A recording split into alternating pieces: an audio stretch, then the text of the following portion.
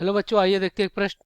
यहाँ पे कह रहा है कि दो कोष्टक में y plus 3 minus x y d y बटा डी एक्स बराबर 0 को हल कीजिए, जबकि x बराबर 1 पे y का मान -2 दिया है।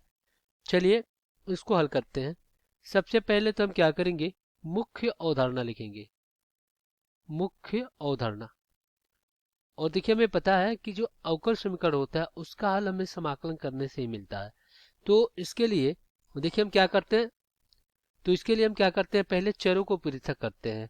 तो चरों को पृथक करने के बाद हम क्या करते हैं, समाकलन करते हैं। तो यहाँ पे हमें पता है कि समाकलन 1/x अगर dx हो तो इसका समाकलन क्या होता है, log मापांक में x प्लस में आपका अचर c होता है।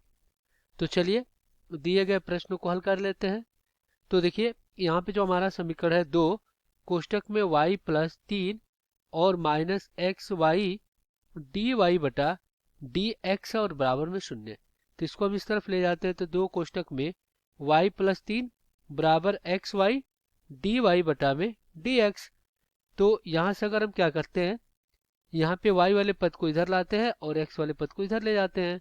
तो दो तो बाहर हो जाएगा और ये हो जाएगा 1/x डी एक्स और बराबर यहाँ पे क्या हो जाएगा, y बटा y प्लस 3 और ये हो जाएगा आपका डी वाई।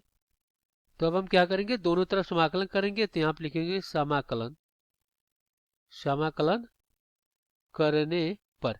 तो क्या हो जाएगा, दो बाहर, समाकलन 1/x dx और बराबर क्या हो जाएगा, ये हो जाएगा समाकलन y बटा में y प्लस 3 dy। तो अगर हम क्या करते हैं, इधर 3 जोड़कर 3 घटा देते हैं। तो ये हो जाएगा 2 समाकलन 1/x dx और बराबर समाकलन ये हो जाएगा y प्लस 3 माइनस 3 और बटा में y प्लस 3 और ये हो जाएगा अपना dy। तो इसको हम अलग अलग कर लेते हैं। तो दो समाकलन 1/x dx और बराबर समाकलन y प्लस 3 और y प्लस 3 और ये हो जाएगा आपका dy और -3 बाहर, समाकलन 1/y प्लस 3 dy। तो ये इससे कट गया। तो यहाँ पे दो, इसका समाकलन क्या हो जाएगा, log x, मापांक में log x होगा और बराबर में क्या हो जाएगा, यहाँ पे एक बचेगा, इसका समाकलन y और -3 और इसका समाकलन हो जाएगा log मापांक में y प्लस 3 प्लस में आपका y प्लस 3 और प्लस में आपका क्या हो जाएगा, अचर c हो जाएगा। तो हम इस तरफ ले जाते हैं। तो यहाँ से y क्या प्राप्त होगा, ये हो जाएगा 2, मापांक हटा सकते हैं क्योंकि मापांक की वैल्यू धनात्मक होती है, और प्लस क्या हो जाएगा 3 और कोष्टक में y प्लस 3 और प्लस में आपका अचर c। तो प्रश्न में कह रहा है, यहाँ पे देखिए ये कह रहा है कि x पावर 1 पे y का मान कितना है, -2, यानी y 1 पे कितना है, -2, यानी x पावर 1 पे y का मान कितना, -2 लेना है। तो x पावर 1 रखेंगे, y का मान -2, तो हो जाएगा -2 और ये हो जाएगा 2 log 1 प्लस कितना हो जाएगा, ये हो जाएगा 3 log यहाँ पे -2 प्लस में आपका 3 हो जाएगा और प्लस में आपका अचर c। तो ये -2 और log 1 का मान 0 होगा, तो ये हो जाएगा आपका 0 प्लस यहाँ पे 2 घटाएंगे तो log 1 बचेगा, log 1 का मान 0, तो इधर भी 0 और प्लस में आपका अचर c। तो यहाँ से c का मान कितना आ गया, -2 आ गया।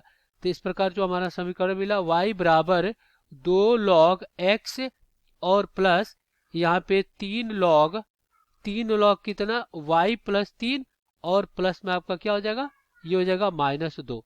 तो देखिए यहाँ पे हम क्या करते हैं, लघुगणक के प्रगुण का भी प्रयोग कर सकते हैं। हमें पता है कि log m की घात अगर n हो तो ये हो जाता है n log m, और फिर log m plus log n हो, log m plus log n हो तो ये हो जाता है log m और गुणे में n हो जाता है। तो इस प्रकार यहाँ से y बराबर क्या हो जाएगा, ये हो जाएगा log x की घात 2 प्लस क्या हो जाएगा, ये हो जाएगा log कोष्टक में y प्लस 3 की घात 3 और ये हो जाएगा -2। अब यहाँ पे log m plus log n लगाएंगे तो y बराबर कितना हो जाएगा, ये हो जाएगा log और बड़े कोष्टक में x का वर्ग कोष्टक में y प्लस 3 का घन और ये बड़े कोष्टक में और ये -2। तो ये क्या हो जाएगा, आपका उत्तर हो जाएगा। यही इस प्रश्न का उत्तर हो जाएगा। आशा करते हैं बच्चों ये प्रश्न आपको समझ में आया होगा। धन्यवाद।